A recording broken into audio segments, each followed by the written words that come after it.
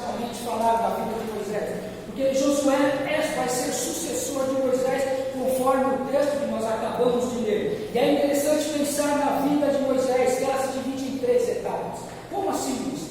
Lembre-se que a primeira etapa da vida de Josué foi quando ele estava no Egito. Se você pesquisar, você vai ver, quando ele estava no Egito, ele mata com 40 anos de idade, ele mata um egípcio, e ele foge, ele vai para a terra de Midian, e nessa terra de Midian ele fica por 40 anos, depois quando ele tem 40 anos nessa terra de Midian, ele está ali, ele se casa, ele monta uma família, e quando ele está cuidando ali dos gados, das ovelhas, Deus então se manifesta na vida de Moisés através da sarça ardente. Esse texto eu acho que você já está familiarizado, o Êxodo capítulo 3. E ali Deus então começa a chamada de Moisés. Então Deus fala para ele: você vai voltar para o Egito, porque eu tenho uma grande obra para você. E Deus lhe fala: manda Moisés voltar para o Egito para tirar o povo de lá.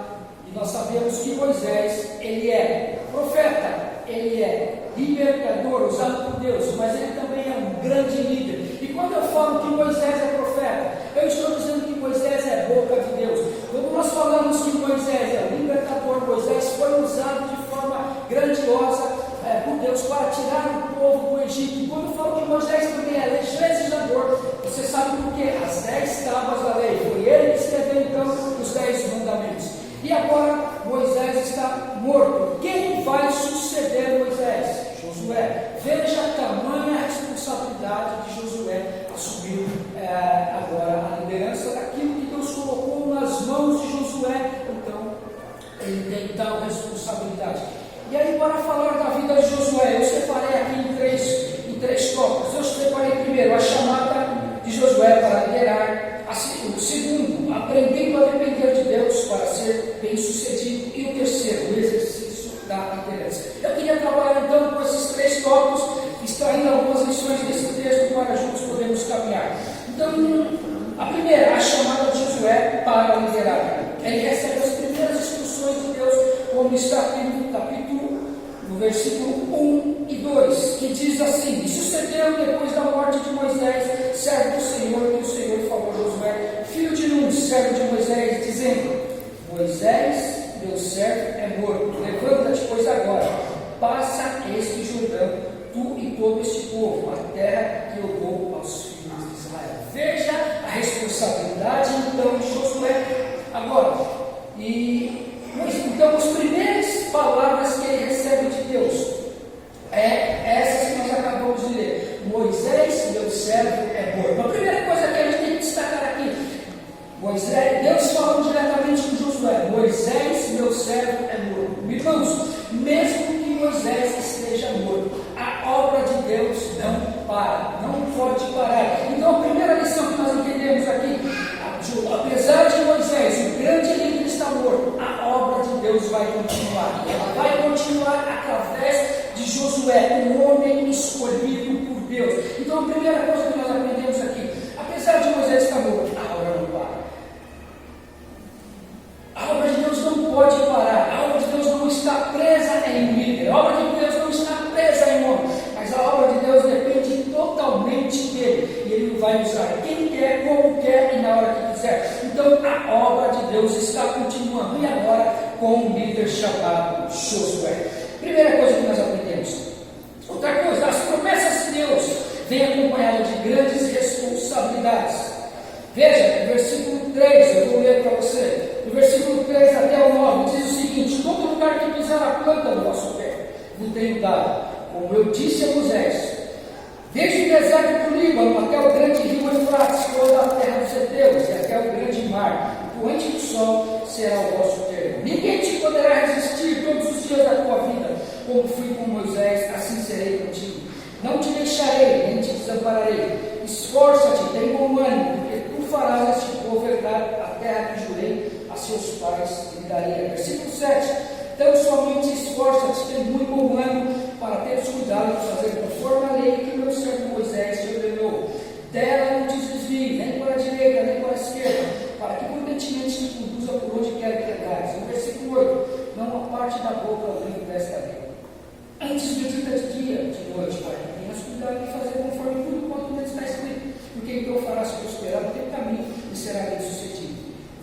9: não te mandei eu, esforça-te, tem bom ânimo, não temas, mas não te espante, porque o Senhor teu Deus é contigo por onde andares. Aqui está então esses versículos que a gente pode entender quando Deus começa então a falar com Josué. E chamar a atenção dessas instruções que Deus está dando para Josué. As instruções são bem claras. E a palavra esforça-te, tem bom ânimo. Se você está acompanhando o texto, ela vai aparecer nesses versículos pelo menos por 3 vezes. Nós temos os versículos de 3 a 9. Se você estiver atento à leitura do texto, você vai perceber que a palavra esforça-te e tem bom ânimo, ela aparece 3 vezes. Eu queria trabalhar justamente pensando nisso, esforço e bom ânimo. Irmãos, não tentam nós trabalharmos na obra de Deus animado. Eu fico imaginando, pastor Rodrigo, o dia que você subir aqui para pregar e ler um texto desse, esforço e tem bom ânimo com a cabeça baixa. Como vai ficar nós? Como vai ser a nossa atitude? Nós estamos aí ouvindo uma mensagem. Imagina o pastor aqui, cabisbaixo, sem ânimo, totalmente disposto. Que mensagem que ele vai transmitir para nós que estamos sentados?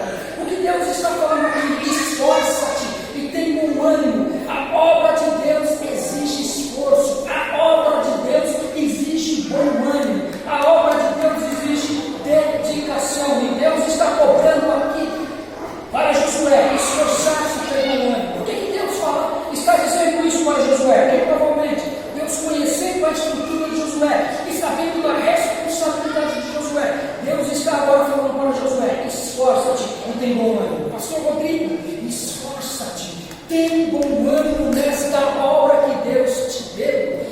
Ânimo, coragem, vigor, isso que Deus espera de você como líder, porque nós precisamos, irmãos, demonstrar isso na obra de Deus.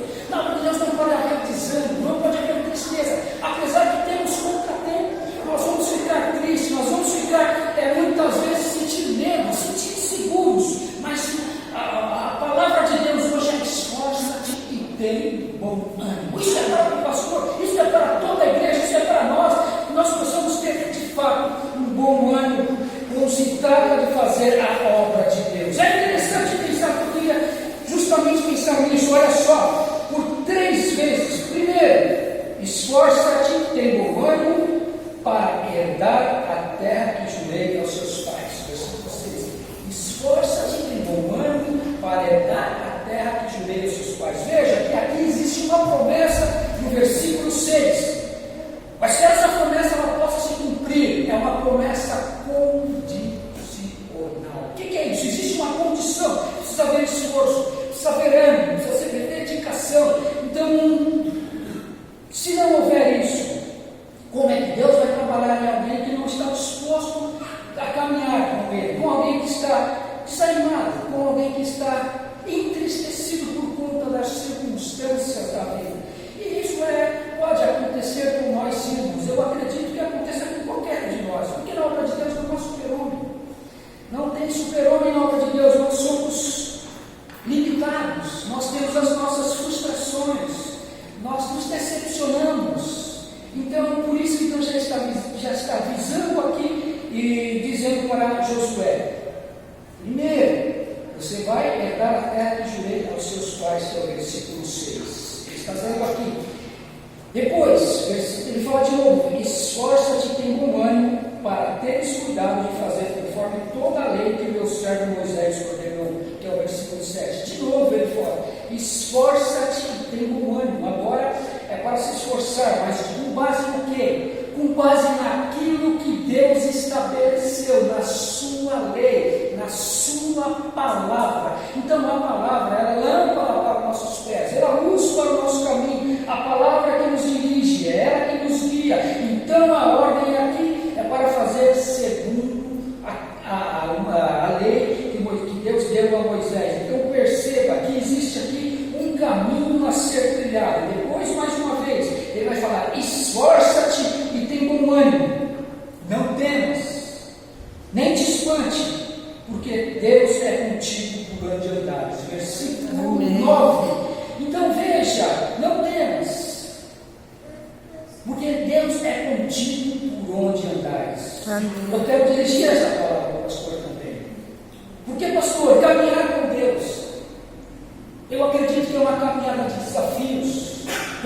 disse lá antes de nós irmos para cá, você estava orando, você estava dizendo como tudo aconteceu, o seu chamado, o seu ministério, a mudança que teve. Mas desde aquele primeiro dia do seu chamado, Deus já era contigo. Então, está se cumprindo parte da promessa de Deus. Como Deus foi com Josué, Deus também é contigo, pastor. Isso está claro aqui, porque esta promessa para Josué, se nós aplicarmos ela para os nossos dias, nós podemos olhar e vermos que não está limitado a só Josué. Ela é para os nossos dias. Por quê? Irmãos, a obra de Deus não parou, como nós dissemos. A obra de Deus, ela se estende, ela continua. Então, se a obra de Deus continua, e Ele sabe, nossa, mais uma vez, Deus sabe o quanto somos limitados. E Ele sabe que em determinado momento nós vamos nos animar, nós vamos querer parar, nós vamos entristecer. Ele sabe muito bem o quanto que nós somos. Então, por isso que eu acredito que esta palavra também é para toda a igreja do dia de hoje. Mas continuando, o segundo tópico, aprendendo a depender de Deus para ser bem-sucedido.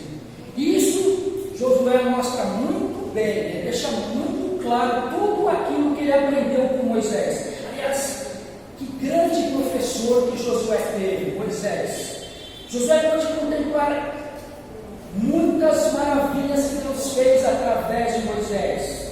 E Josué sempre acompanhando Moisés. Josué era um auxiliar de Moisés. E por onde Moisés passava, por onde Moisés estava, lá estava Josué, lado a lado. Então Josué contemplou coisas maravilhosas. Ele, por exemplo, viu a abertura do Mar Vermelho. Ele viu como Deus mandou descer o maná do céu para alimentar o povo. Ele estava presente em várias situações. Então aqui, aprendendo a depender de Deus para ser bem-sucedido.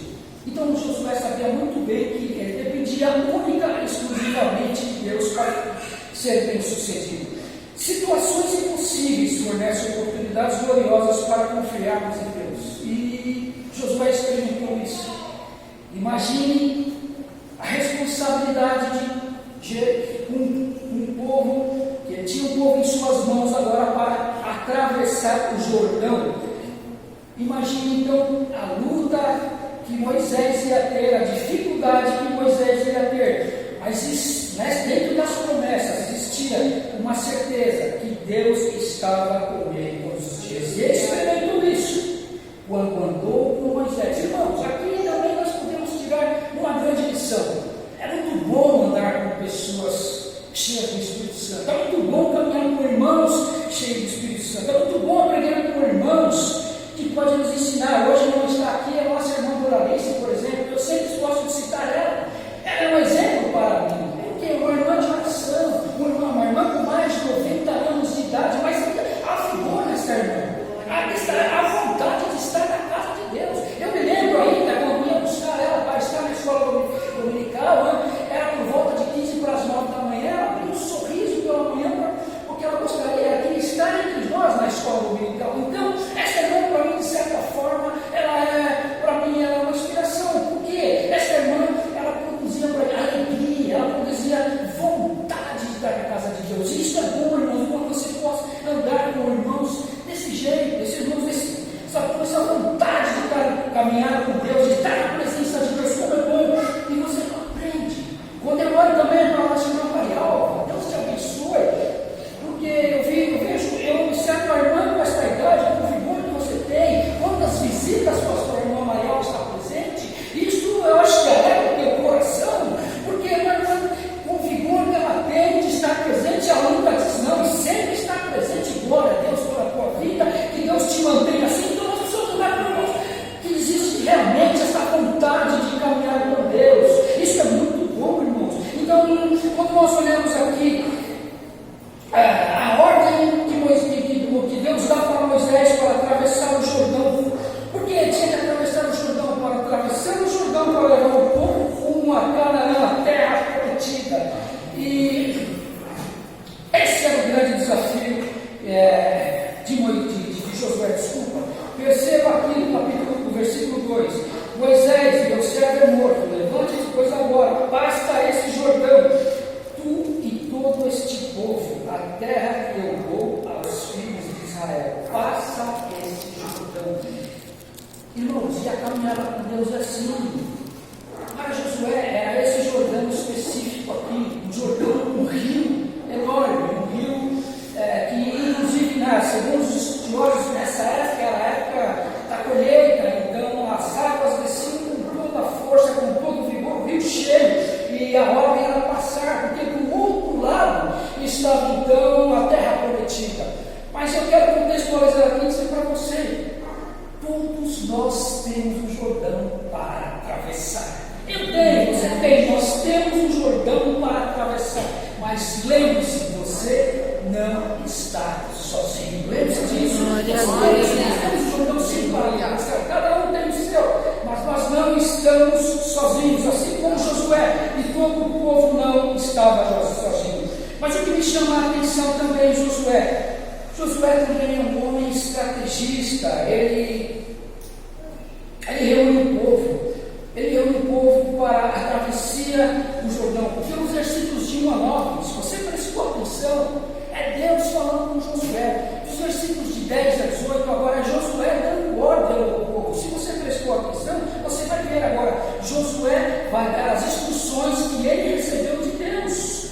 E olha só as estratégias de Josué. Versículos de 10 a 15, diz assim: Então Josué deu ordem aos príncipes dos povos, dizendo: Passai pelo meio do arraial, e ordenai ao povo, dizendo: Provede-vos de comida, porque dentro de 3 dias passareis o Jordão para que entreis a possuir a terra que vos dá o Senhor vosso Deus para possuir.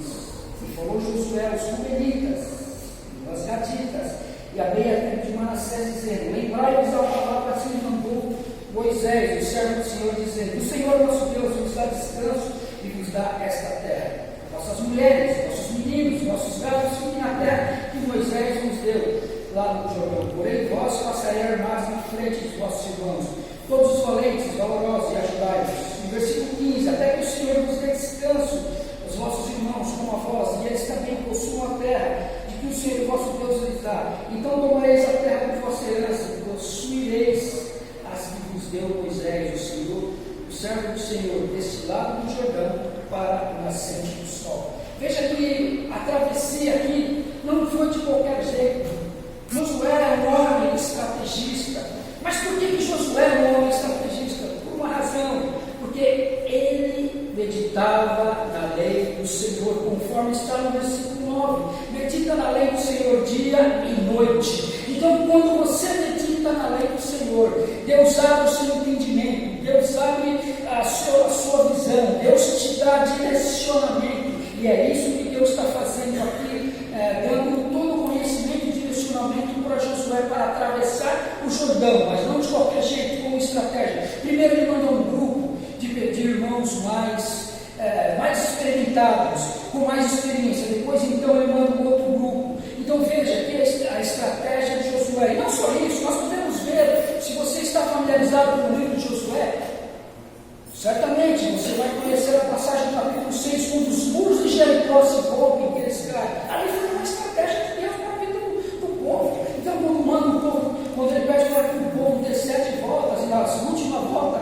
ele pede para que os sacerdotes toquem então as trombetas, e o povo grita. Quando o povo grita, as muralhas, elas se rompem. Isso é estratégia de Deus. Então Deus tem estratégia para nós. O que nós temos que fazer é dar crédito à sua palavra, é ouvir o que Deus está nos direcionando, o que Deus está pedindo, o que Deus está cobrando de mim, de você, o que Ele requer de mim, o que Ele requer de nós, o que Ele requer de você. Então eu vejo aqui também Josué como um grande estrategista, no momento que ele reúne o povo. E também, irmãos, entenda que atravessar o Jordão significa você dar um passo para frente e não tem como voltar. Caminhar com Deus não tem como voltar atrás, irmãos. Você fez uma aliança com Deus. É proibido voltar. É proibido recuar. Mesmo que você quisesse hoje, pastor, parar o seu ministério, não tem jeito. Foi Deus que te chamou. Foi Deus que te escolheu. Eu sei que vai chegar um tempo, você vai ficar cansado, você vai ficar esgotado, mas quem te chamou, lembre-se, foi Deus. Não tem como voltar mais atrás. Agora é caminhar, é andar para frente, não tem como recuar. Isso é interessante nós entendemos, porque na caminhada com Deus, quantas vezes você e eu já não pensou em parar? Quantas vezes você já não pensou em desistir? Quantas vezes falou, não, eu não aguento mais, isso não é para mim, eu acho que o caminho de parar já está bom, já chegou, não tinha que chegar, eu não vejo mais saída, eu não vejo mais futuro nisso. É neste momento que Deus revela no seu coração uma palavra de esperança. Você sabe de onde Deus te tirou, aonde Ele te colocou e principalmente para onde Ele vai te levar. Então veja, não tem como recuar, não há como voltar. Os seus olhos têm que estar ficados nele, olhando para o autor e consumador da nossa fé. Proibido voltar. Então uma palavra nos ensina que não temos como voltar. Outra qualidade de Josué também é um homem que se santificava, é um homem, se ele se santificava, eu acredito também que ele é um homem de oração. No capítulo 3, do mesmo livro, no versículo 5, antes deles atravessar o Jordão, o que é que Josué faz? Ele reúne o povo e diz as seguintes palavras: santificai-vos, porque o Senhor fará maravilha no meio de vós. Amém. Quando eu vejo esse versículo, eu entendo que Josué é um homem de oração, não só por esse versículo, mas se você voltar, Deuteronômio 34, versículo 9, antes de Moisés morrer, Moisés põe as mãos sobre Josué, e ele se tornou cheio do Espírito Santo. E aí eu entendo, se ele é um homem cheio do Espírito Santo, era um homem também de oração, ele era um homem também de intercessão, e aqui vai, então, uma qualidade para o líder: tem que ser um homem de oração, tem que ser um homem de intercessão, devemos orar, devemos interceder. Isso eu não estou dizendo que era só para o pastor, mas é para toda a igreja, e ele diz essas seguintes palavras, mas Deus coloca no coração dele um período de santificação, e se você depois tiver, nós não temos tempo aqui para falar, mas se você tiver tempo depois para analisar o capítulo 3 do livro de Josué, você vai ver as maravilhas que Deus fez, aquele nível de água que descia com toda a força, e quem estava impedindo de que o povo atravessasse para entrar na terra prometida. Depois desse período de santificação, Deus operou milagres e maravilhas. O que é que Deus fez, juiz? As águas se amontoaram e pararam num único lugar, e os irmãos puderam atravessar o rio a seco. Esse é o nosso Deus. Glória a Deus. Mas nós devemos entender que Josué já tinha experimentado isso quando ele andou com Moisés na abertura do Mar Vermelho. Você se lembra? Na abertura do Mar Vermelho, o que é que Deus fez? Então veja, Deus fez com Moisés, Deus fez com Josué. E por que Deus não pode fazer com a nossa liderança? Por que Deus não pode fazer com a nossa igreja? O que nós temos que fazer então? Não podemos desanimar. Nós temos que meditar na palavra de Deus dia e noite. Nós temos que seguir em frente para que Deus também possa fazer maravilhas no nosso meio.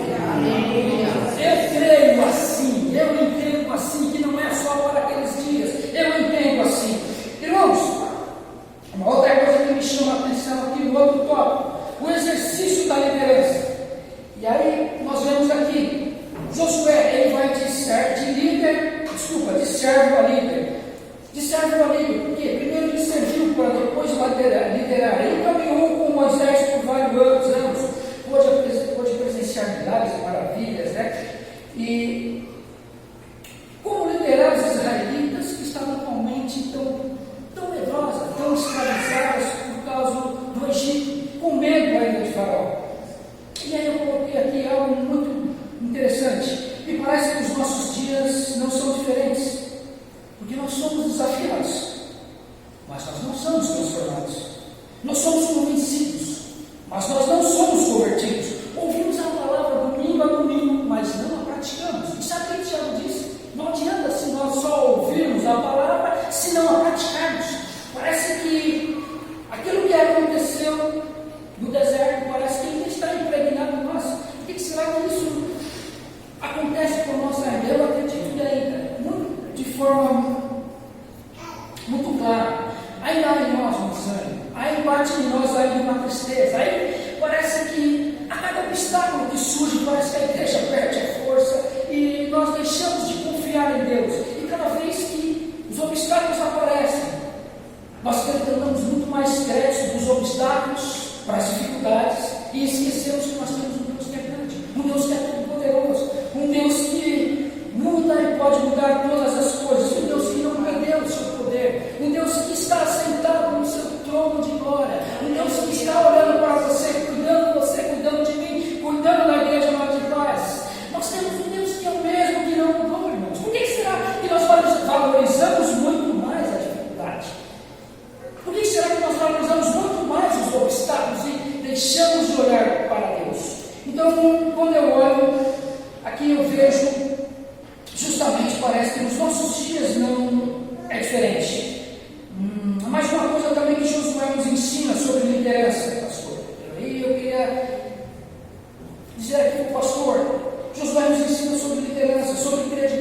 ter credibilidade. Josué tinha credibilidade.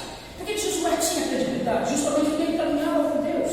E essa credibilidade foi justamente no relacionamento que Josué teve com Deus. Essa credibilidade que ele tinha quando ele olhava para o povo, quando ele conversava com o povo falou: não, vamos fazer, porque esta palavra está vindo de Deus. E eu queria ler daqui um versículo, justamente o versículo de Deus que mostra que Josué tinha credibilidade. Olha só o que diz o versículo 16. Diz assim: então responderam a Josué, dizendo: tudo quanto nos ordenasse faremos, e onde quer que nos enviar, iremos. Olha só, por que o povo disse isso? Porque o povo via credibilidade em Josué. Assim como a igreja também vê credibilidade em você, pastor Rodrigo. Assim como a igreja também vê em você um homem de credibilidade. Aliás, eu já disse isso para você, mas eu quero aqui repetir, desculpa, eu quero aqui repetir. A simplicidade sua humildade, isso é uma marca que eu vejo, uma marca no seu ministério. Deve continuar assim: simplicidade, a sua humildade, como lidar com os membros, como lidar com as suas ovelhas, com cada um dos irmãos. Continue assim, para que Deus possa de fato te exaltar.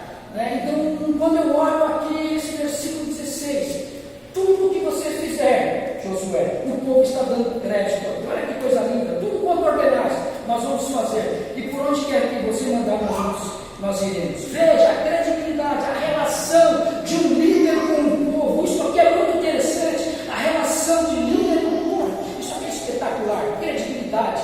Mas uma outra coisa também que chama a atenção sobre carisma e caráter. Isso aqui é muito interessante na vida de um líder. O carisma e o caráter isso não são coisas, não são sinônimos. Carisma é aquela capacidade de você trazer as pessoas para você. Isso é muito importante também. Agora, o caráter é aquilo que compõe a sua pessoa, aquilo que você é de fato. Isso é muito interessante. Isso tinha na pessoa de Josué. Então Josué ensina aqui para nós também a respeito disso, sobre carisma e caráter. Outra coisa, a importância de trabalhar em grupo. E você não vai conseguir levar uma igreja, apesar de poucos membros, você não vai conseguir fazer tudo sozinho. Então aí existe essa importância de trabalhar em grupo, dividir as tarefas. Isso tem sido feito, e graças a Deus por isso. Mas eu quero só reafirmar aqui o que Josué nos ensina através do texto, a importância de trabalhar em grupo, ter iniciativa, ter estabilidade emocional. Isso é muito importante, pastor. Por que tem que ter estabilidade emocional? Porque há momentos que você vai ter que aprender a lidar com a solidão. Eu não sei se isso já chegou, se algum dia você já passou por isso. Poxa, eu tenho uma igreja de 50 membros, mas parece que eu me sinto sozinho. Eu não sei se você já passou por isso, mas vai chegar um momento, você vai ter que ter estabilidade emocional e aprender a lidar com a solidão. E isso eu me baseio em Jesus Cristo, que é o nosso supremo pastor. E ele, por muitas vezes, com seus 12 discípulos, tinha momentos que Jesus se sentia só. E isso é para que você possa entender o coração do supremo pastor. Mas lembre-se de uma coisa: você nunca vai estar só. Deus sempre vai estar contigo. Então tem que aprender a lidar com momentos de solidão e instabilidade emocional. Faz parte, eu acredito que isso faz parte de um ministério pastoral. Ter o poder de influência, e Josué diz isso muito bem, influenciar os seus liderados. Eu quero ler aqui o versículo 17, olha o que diz aqui: poder de influência, isso na vida do líder. É muito interessante. Versículo 17: como em tudo ouvimos a Moisés, assim te ouviremos a ti. Tão somente o Senhor teu Deus seja contigo como fui com Moisés. O poder da influência. Isso é muito bom. E quando eu digo poder da influência, isso não é algo que vem de você. O poder da influência, isso é algo que Deus te dá. E você precisa desse poder da influência. Porque o líder não precisa gritar. O líder não precisa bater no pé. O líder não precisa fazer escândalo. O líder precisa abrir a sua boca e delegar tarefas. Amém. Ele vai ser respeitado.